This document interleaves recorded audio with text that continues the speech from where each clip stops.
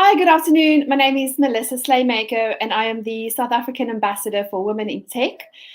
We are here today to have a fireside chat with Kele Boakgomo. Before we start, I would like to just, first of all, thank you, Kele, for joining me today. But I would like to tell you a little bit more about Women in Tech. So if you don't mind, I'm just going to share my screen with you.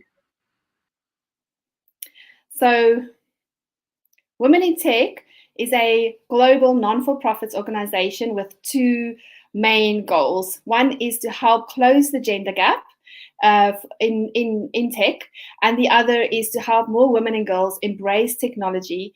And we have started the South African chapter this year as part of the 24-hour Global World Tour, and it's been a journey throughout the year. We've met so many inspirational people, and today I'm glad to share one of those lovely ladies with you today and share her story.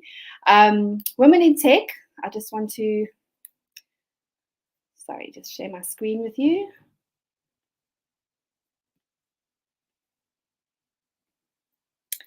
There you go. So Women in Tech South Africa, as I mentioned, is here. We were started by Erica Reeves, Wolani Mabaso, and myself, and we are part of the global movement currently with 15 chapters in 70 countries, and we have currently actually over 40,000 members. And the objective is really to help uplift women in STEM through mentorship programs, workshops, virtual and physical events, and we hope to do a lot more in 2021. We are led by purpose and driven by action, and guided by the United Nations Sustainable Development Goals. Of those, we've chosen 5. One is gender diversity, entrepreneurialism, social inclusion, education, and science and innovation. And all our programs that we do are basically to help us achieve the main goal, which is to help empower 5 million women and girls by 2030. So today we are joined, as I mentioned, by Kele Boakgomo, who is the CEO and co-founder of YuGrow, one of Africa's first behavioral change apps. And Kele, I've known you for a few months, and it feels like years, I must say. But today we're here to share your story and to talk to them about your new adventure, which is YuGrow. What I can do is share my screen again and then just share a video about YuGrow, what they're all about.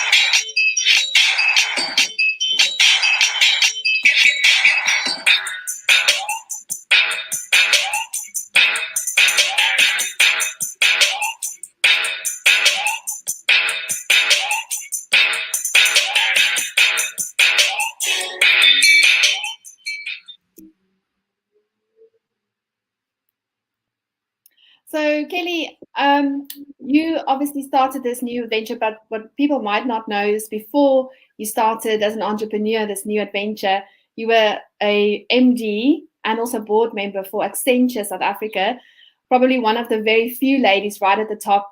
So tell us, first of all, how did you get into tech, and what kind of inspired you to follow this career path? Right. Well, first of all, Melissa, I want to say thank you for inviting me to Women in Tech to share my story, and hopefully through my story inspire other women out there to really go in the direction that their heart and their passion leads them in terms of driving their careers. So I'm absolutely grateful to be here today. I am inspired by the work that Women in Tech does. Your purpose really aligns to who we are as YuGrow, as we care really deeply around how can we contribute towards helping to close the economic gender gap. So to your question about how I got into STEM, I think it is a serendipitous story in that initially after matric, I thought I was going to take a gap year off. And I didn't apply to any university because that was my dream, to just take time off. However, I didn't communicate that to my parents. So when my parents found out that I was taking a gap year, they were not having it. I was then hurled to UNISA when the year opened to find something to study. And I had not thought deeply about what I wanted to study. And I had two options to choose: informatics or logistics. And I happened to choose informatics. And that is really, I guess, the story of how I got into STEM. I studied informatics. It was a degree that took longer than normal to finish because during it, I felt quite stifled by coding, incidentally, which is something that I powered through.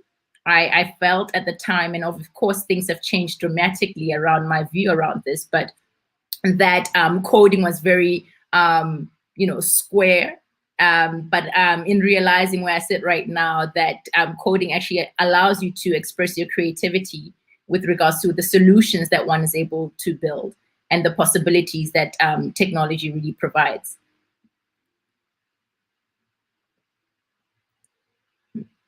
No, that's excellent. I think what's interesting, Kele, is also a lot of girls believe that if you have a career in tech, that you automatically going to become a programmer or developer and code for your entire day. But that's really not the case. And I think part of my journey with working in technology, more on the recruitment and executive search side, during my day job, is actually discovering how many opportunities and career opportunities there are that women and girls are not aware of. You're talking about project management, business analysis, design, when you're looking at, app design, UI, UX, or so many really interesting, fascinating things that have no coding whatsoever, in those roles. So that's really interesting, but it's good that, understanding tech from a software development lifecycle is important.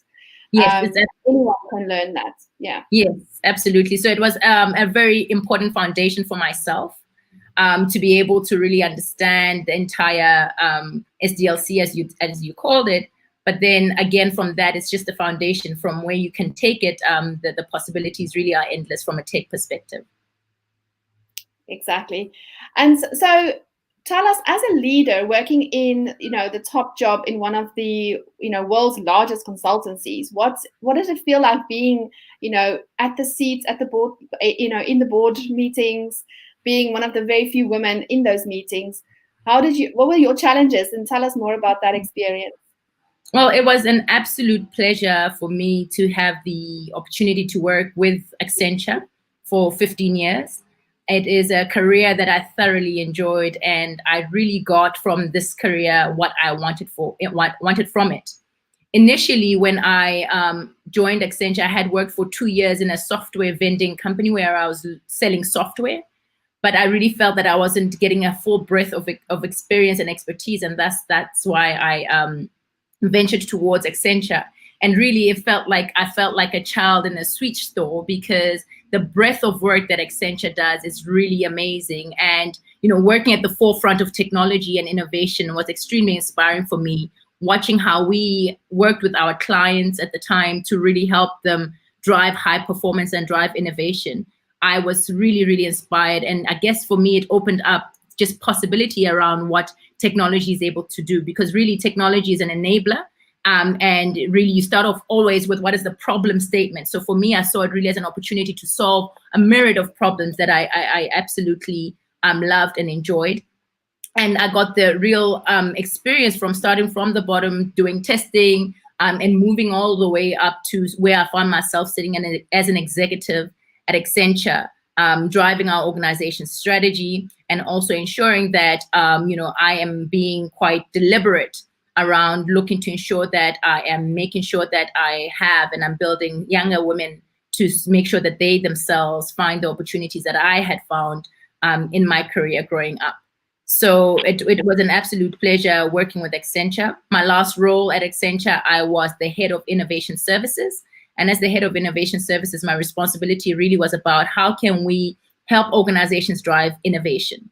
When we sit right now, we find ourselves where there is just, I guess, a plethora of all these technologies that are available that really make life that much more interesting in terms of what you're able to do with technology now. And the prices of those technologies have absolutely fallen to the price point that everybody can enter the market and do something interesting.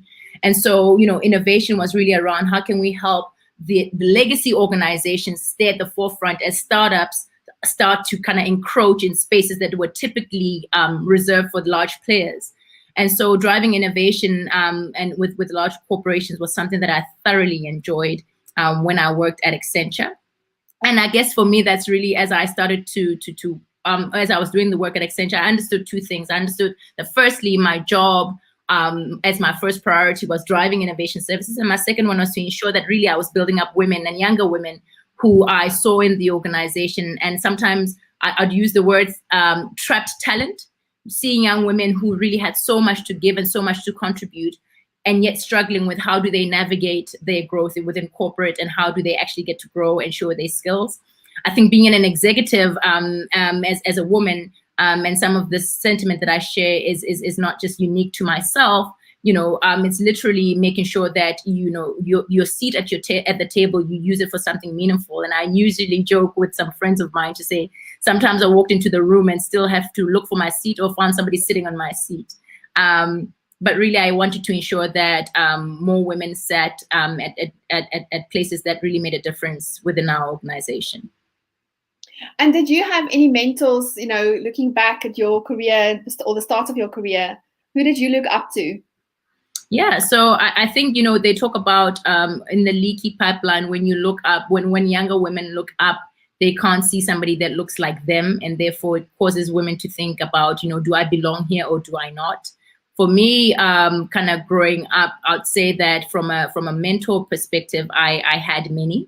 One of my mentors that I had actually that happened to be a coach of mine, less of a mentor, was a woman who was driving, who was a CEO for one of the financial services. And she really was kind of instrumental to my growth and helping me think about how do I navigate the structural biases and how do I remain within kind of the power that I have to drive the change that I wanted to. And I also I would say I had professional people that I aspired to be like professionally. Some actually happened to also be men that were doing amazing work as I was growing up. I want to mention that because I think we as women in tech, obviously, we're here to put highlights on the fact that there's this gender gap. But a lot of our allies are male and men, and they also on board and understand that diversity at the end of the day is not just commercially important, but also drives a better product and a better future. So yes. I think there are a lot of male allies and people that are advocates for diversity. So we shouldn't look at mentors as only being female mentors, but across the board. I think that's also important. Absolutely. Absolutely. And if you obviously worked your way up into corporate and you were there for many years, at that sort of top level, and then decided that you're going to start a whole new business, startup. So talk us through that journey and why you decided to start YuGrow and journey there. Yeah. So Melissa, I think for me, the story really is embedded in how my lived experiences came to be and came to inform what it is that I wanted to do with my life. when I use kind of 3 words to describe myself, one is that I am courageous. The reason I say that, and maybe a backstory, is that, I had a younger sister who had cerebral palsy. She couldn't walk, nor could she talk. And so for me, at a very young age, when I saw her, I was intrigued by just my potential by having these abilities that we take for granted. And that really, for me, it sparked my interest in human potential. I'd say the other word that I use to describe myself is feminist. I went to a girls' school. My mom raised 3 girls and really taught us to know and believe that we could do anything that we put our minds to. And the other word is generous. I really care that to share what I know and what I have, and really believe in seeing a world where everybody is living out their talents and contributing to this world.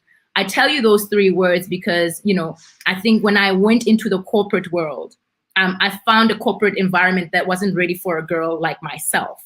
One that was extremely confident, one that was extremely looking to help and drive change, because of, I guess, the structural biases that I talked earlier on, and also, I guess, being a woman of color as well, that plays a role in it. And so the challenges that I faced as I navigated my career, I learned very quickly that they were not unique to me. And so I looked to say, how can I impact this that I really care about, to make sure that there are more women succeeding. I mentored a whole lot of young women that I helped to transition their careers, that I helped them to really reframe how they succeed in an environment. And I thought, well, how can I do this at scale? I'm passionate about inclusion, really passionate about diversity. And that's where kind of the genesis of YuGrow stemmed from. But it's really based on lived experiences that I thought myself and my business partner thought, wouldn't it be great if something like this existed when we started our careers? And we started to then do the work around how do we bring YuGrow into being. That's excellent. And looking at your journey as an entrepreneur, what has been your biggest challenge so far, do you think? Well, I mean, I am a year into this entrepreneurial journey. And I happened to start the year in the midst of a global pandemic. And so I guess the challenges that one would have faced as an entrepreneur is some of the challenges that the world kind of faces right now with regards to navigating this time and this space. And we thought at the beginning of the year, when now the whole world was locking down, we were saying, do we continue or do we not with this journey of ours?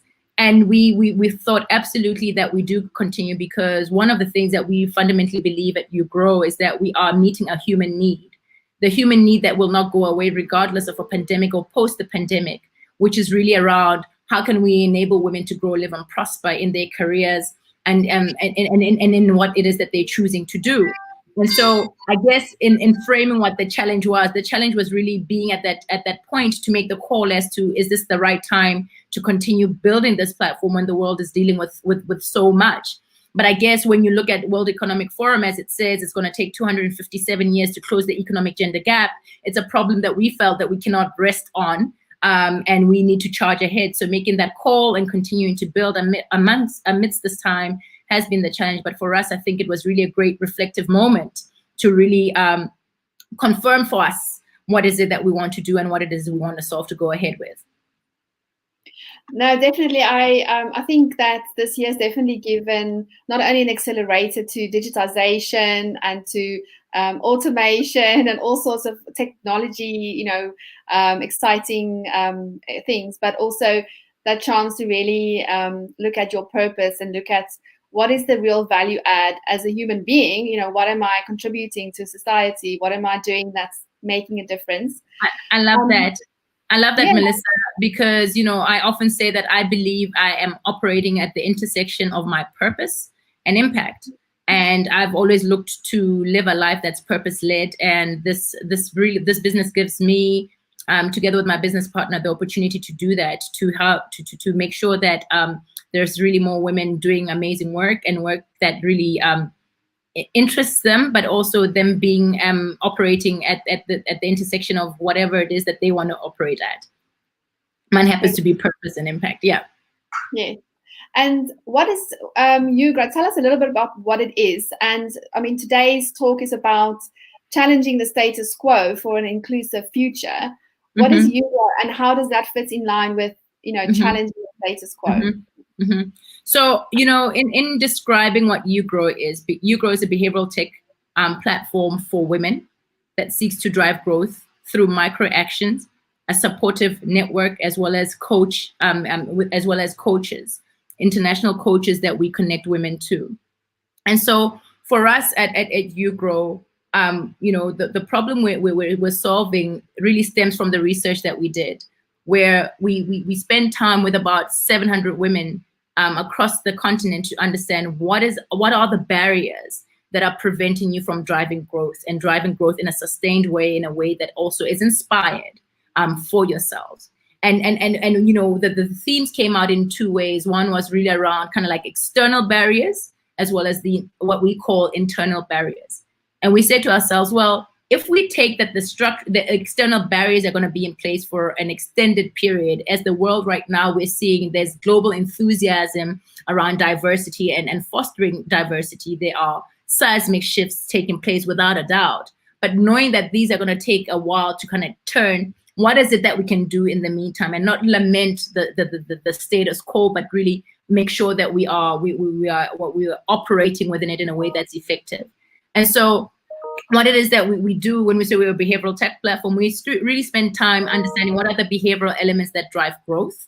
We help women understand what those behavioral elements are. We worked with a behavioral expert to really define the growth levers. Once you understand where you stand within those growth levers, we then do the art of the platform, which is determine what you help with through, you determine what your high impact goal is. Then we connect you with global coaches. Our global coaches are women who have the brand permission to help you work through your high impact goal and help you kind of drive growth in a way that you have, to stretch it, if you will. These are women on our platform, are ex-CEOs. They sit across the globe. We've got women in Australia, in the Netherlands, in the UK, and South Africa. And really to say, how do we connect you with somebody who actually is within the same industry, who has proven to drive growth in that space to help you navigate your growth. We then also, with that, put you in a tribe. A tribe is really a construct that helps you throughout your journey, accountability network that helps you kind of drive through your growth. One of the things that we were hearing from women when we did the research, they're saying that, I feel lonely in my journey. I feel that I have to do it all alone. And so really putting a support network around our members is something that we seek to do. And then in terms of driving growth, we know that growth is an everyday event. It's not, it's not something that happens at the end of one's journey. We really seek to put these challenges in places that are personalized to where our members ranked on the growth index to encourage doing and moving towards the right behaviors to help you drive growth. Mainly, most of the things that we deal with as well from a behavioral perspective is really around mindset and how do we really get you to drive growth in a way that is sustained. And I think I've seen a little bit about the platform through the bits that you shared with me. And I think it's interesting that no one's actually thought of how do you measure behavioral growth? How do you actually get to see if someone's, improved, or if the mentorship's helping, or if they've, moved from A to B. So I think it's also a fun way of learning, and it's very engaging. So I think you've definitely created an excellent product. Normally I would have people ask questions, but it looks like we've gone live on YouTube, but not LinkedIn for some reason. So apologies. But no I will obviously, if there's anyone on the YouTube that's registered through there, you're welcome to ask questions and then be, if you've got any questions for Kele as well. But from Women in Tech, as our perspective, I've got a question for you. Like, how can we, first of all, everyone talks about diversity and inclusion and the importance of having a diverse workforce, but why do you think it's still an issue? Like, we've been speaking about it for years. Why do you think it's still an agenda and there's still this gap and it's increasing? Do you think that, what are your thoughts on that? I think my view on this is that you know, as I mentioned, there's global enthusiasm and recognition that it is important. The business case speaks for itself. But sometimes I think we assume that those that have been, I guess, the forces behind exclusion want to include other people, and it's not necessarily the case. It's a you know, there was an article around how can people rewire their brains to be more inclusive. It's behavioral, and people just kind of always maintain the status quo versus change it, and that's why it's so slow. But diversity, I think, has been proven in terms of why it's important, and I wish we could get to a time where we don't have to discuss about why it's important. It's obvious. It is a catalyst for innovation. When you have different people at the table, and it's not just men and women, it's a diversity in its broadest range. How do you bring in other mindsets and other views to help kind of think through problems in a unique way is why it is important, and why we need to continue to ensure that we are driving towards it and not shy away from it, and to demand that we have the spaces for us to contribute. And for us at YuGrow, we really want to go beyond the conversation around equality, because we are equal. I mean, it's not the question that that's it, that's a fact. We want to really move to a space where women are inspired to really go for the goals that they want without having to deal with structural biases, without having to cope. One of the things, again, a study that's been done is that when you look at the psychological impact of exclusion, it's actually the brain waves and the brain patterns mimic those of somebody who's been through a tremendous trauma. So it's important that women are equipped and are kind of go through the process of really making sure that they're able to operate effectively in spaces that still have not opened up fully to them and still thrive. Yeah, and I think being part of Women in Tech has really opened my eyes to a lot of the issues still, that haven't been solved. People talk about the problem, but very few organizations take action and actually do something about the problem. One of those things that I'm happy to share with you and everyone is obviously Women in Tech created a new platform. I'll put a link to the platform in the comments.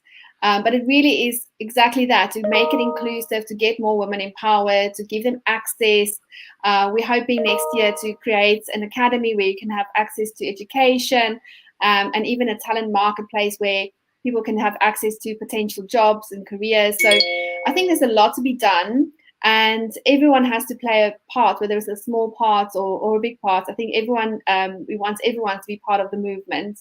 And I think, with all the different organizations doing little things, this is a platform where everyone can basically have, be visible. And I think it would be fantastic, to share that with you. So I'll put that in the link for you as for the people so far. We do have a question that's come through from YouTube, from Max Koza. He said, so far, what are the 3 major challenges faced by women in corporate? What do you think are the 3 major challenges? Yeah, I think 3 is too few, Max. As a start, I think what we also don't kind of talk about is kind of the mental health aspect of it. As I mentioned earlier on, in terms of some of the science behind exclusion, it really takes a toll. It takes a heavy toll on women to constantly want to find themselves in spaces that they're not welcoming to them. I think that really takes a big toll. I think also the pay gap is something also that's a real huge challenge when you look at. I work in recruitment, so I know. Right. It's a real thing where you are doing the same type of work and you still get paid less. That's really a huge challenge. And then I guess it's also around, one of the first questions you asked me is around mentorship and allyship. I think just having enough allies in the organization to help women drive growth are some of the challenges and not all of the challenges. And I think one of the things that I witnessed is that we don't really come together to talk about the challenges. We find everybody's dressed up in a suit, getting to their meetings looking high-powered, and people actually are feeling lonely in these roles and in these jobs. And so I think there's a few issues, but those ones that I shared come to mind right now. Thank you, Kele. Now, I definitely agree with you on those issues.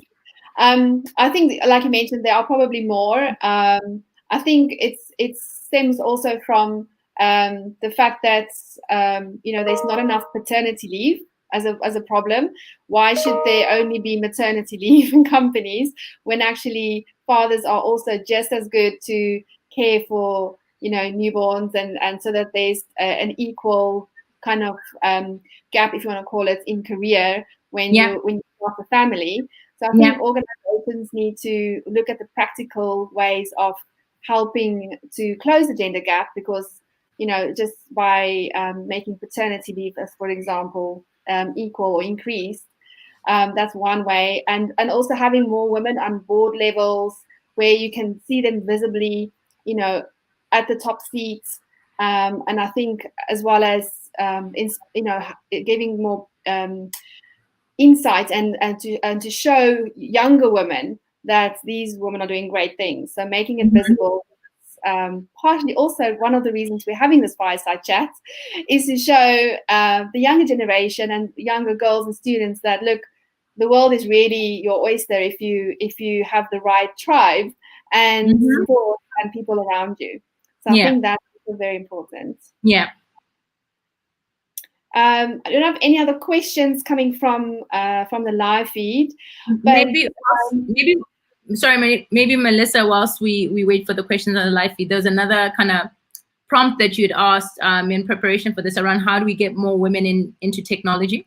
Yes, so as we kind of discussed, how can we as women in tech, or as YuGrow, or as society, how can we get more women in tech? There is this gender gap. There's not enough students or girls coming into tech, from school level to university level. There's already a huge gap there.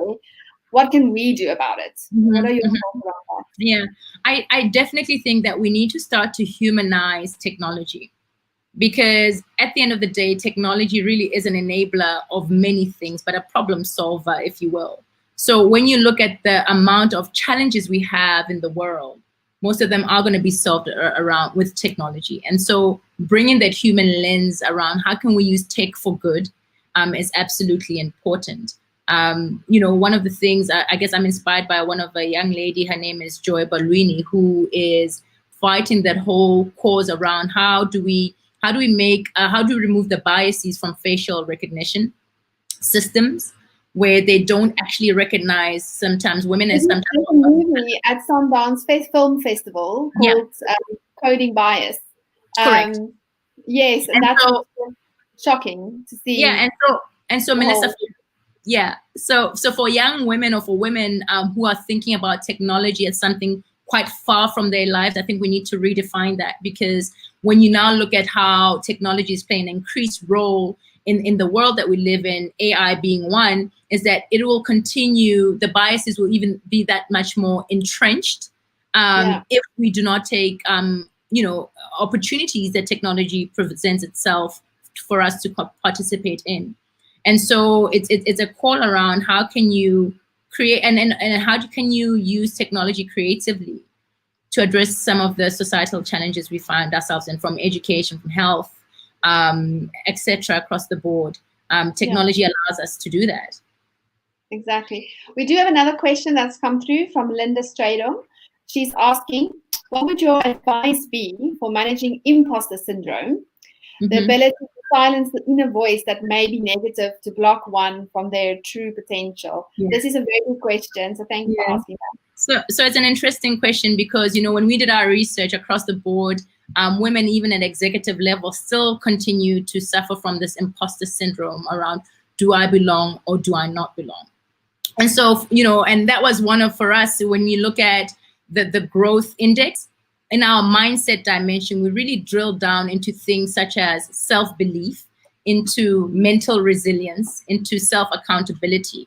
And so the imposter syndrome is really believing in yourself and in your abilities, and knowing that you do belong in the spaces that you find yourself in. And so for us, one of the things to actually help you unlock that whole thing around imposter syndrome is bringing it back to self, to know that you are capable and you are equipped to do what it is that you are called on to do. A lot of it really stems from us from a mindset perspective. And that's why, you know, we really spend a lot of time and care about how do we assess and how do we help you build and drive the right mindset to be in the spaces that you find yourself in. I think it sometimes it goes deeper than that, due to almost like a intrinsic behavioral thing where you think, actually, if I don't meet 100% of the criteria, I won't apply for the job. Where as a man, we potentially more often go, well, I tick 6 out of 10 boxes, I'll apply. And I think it really comes down to women sometimes really criticize themselves a lot, and that is kind of like I think it's just intrinsic, and I think we need to change the mindset to go, you know what, it's easy to say believe in yourself, but when you're in that position, I think what I would like to give to people with imposter syndrome is just to say, look, you're not alone. Everyone feels that nervousness, that imposter syndrome at some point in their lives, and you're not going to become, the leader or step up or change or grow yourself without going through that awkward zone. You've got to be uncomfortable and get out of your comfort zone, and that's just part of it. Part of growing is that imposter syndrome feeling, but you just got to feel like, look, I'm not the only one. Everyone feels like this at some point in their career, and it's okay. And then just research and own it and know your facts, and you'll be fine. Yeah. So I mean, for us, we spend an enormous time in that space, and as I mentioned, when women join our platform, they are connected to coaches, first of all, these global coaches with brand permission, in spaces that either you're connected to within the same industry, and also what we do on the platform, we get to understand which are the growth dimensions that you need to focus on. So after you've done the mindset kind of diagnostic, it's clear around, do you need to focus on self-belief? And we connect you to a coach that actually is really, really has depth in that space to help you unlock that, because it's all personal, right? Self-belief, what we know in terms of the science is that your belief system is created between the ages of 0 and 7. And so some of that in terms of, you don't just wake up and believe in yourself, or wake up or have this confidence. It's around really what else, those beliefs that you hold about yourself. We start to understand those and challenge those and change those. That's more of a sustainable way to actually go beyond this imposter syndrome and really have true belief in yourself that is mostly embedded in terms of your own context. So it's really important to understand what actually is the driver of that. And I think nowadays, something that's been more marketed, and I've seen it a lot on LinkedIn as well, is branding yourself and knowing your own brand, knowing who you are, knowing your uniqueness. And I think if you, as a career woman, understanding what you bring to the table and being confident in those things, then I think those feelings would dissipate a bit more. So it's really knowing yourself, knowing your purpose. And then I think you get more confidence. So if someone wants to go be part of YuGrow, go view the platform or be part of the tribe, how do they do that, and how do they connect with you? So we are at www.yugrow.co. That is our website, and we launched our program the beginning of the year of 2021. You asked what are the challenges from this year. It was really around this moving target around our launch, given the challenges that we found. But we are launching. We're going to have a market activation in the beginning of the year to let more people know about YuGrow, and really start this journey towards how can we enable and support women to drive growth in their careers. That's really where they can reach us on our website. We've got presence across all the social media platforms. But really, we're looking forward to how can we start to bring this to life and start to transform lives. Brilliant. So I don't know if we've got any more questions, but if you do have some questions from the audience, or if anyone wants to get in touch with myself or with Kele, then please do reach out to us via LinkedIn. And we can connect you to some of the great initiatives that Women in Tech is doing, as well as what YuGrow is up to. So, Kele, thank you for your time. I really enjoyed talking to you today. It's been about 40 minutes, so I think that it's been really insightful. Thank you for sharing your story and your all your pointers for us today. So it's been a pleasure. Thank you. Thank you, Melissa, for having us. Really appreciate it. You're very welcome. Thank you. Good.